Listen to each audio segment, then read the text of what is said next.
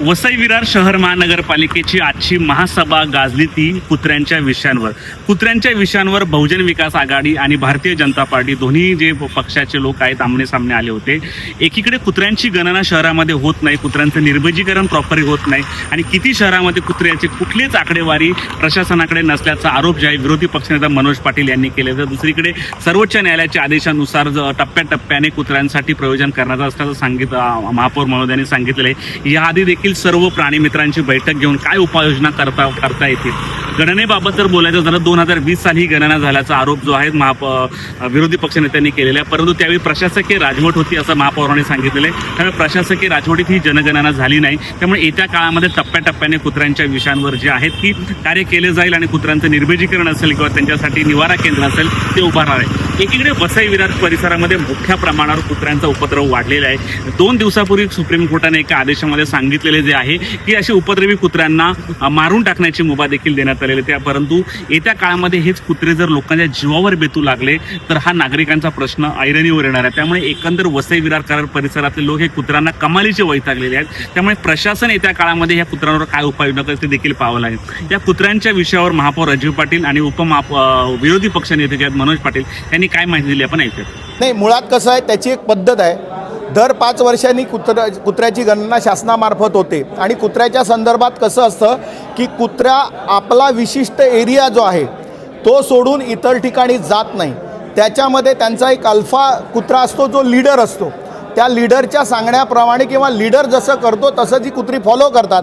आणि जर तुम्ही एखाद्या एरियामध्ये 10 कुत्री असतील तर त्या 10 कुत्र्यांपेक्षा वेगळी कुत्री तर त्या ठिकाणी जन्म झाला तर अदरवाईज वेगळी कुत्री त्या ठिकाणी येत नाही. आणि प्रत्येक कुत्र्याचा एक ठराविक टेरिटरी आहे.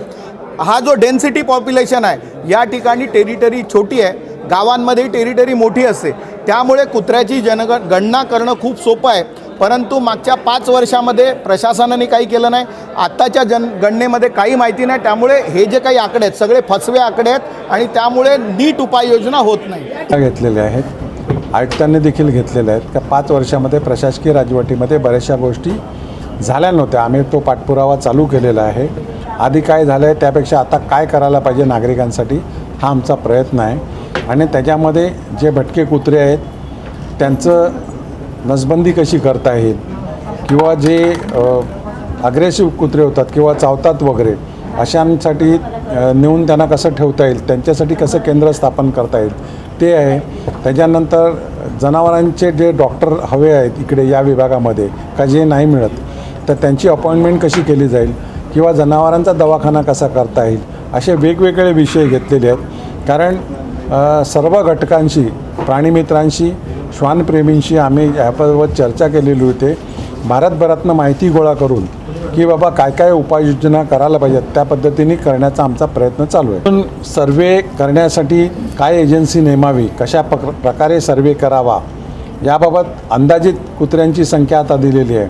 परंतु प्रत्यक्षात त्यांची गणना कशी करायची, त्यांचं वॅक्सिनेशन कसं करायचं, त्यांच्यावर शस्त्रक्रिया कशा करायच्या याबद्दलची चर्चा झालेली आहे. त्याचप्रमाणे त्यांना मागे खाद्य कसं द्यायचे, शेवटी काही सुप्रीम कोर्टाच्या गाईडलाईन्स आहेत की कुत्र्यासंबंधी काय काय करायला हव्यात आणि त्या गाईडलाईनप्रमाणे महापालिका आता कार्य करत आहे.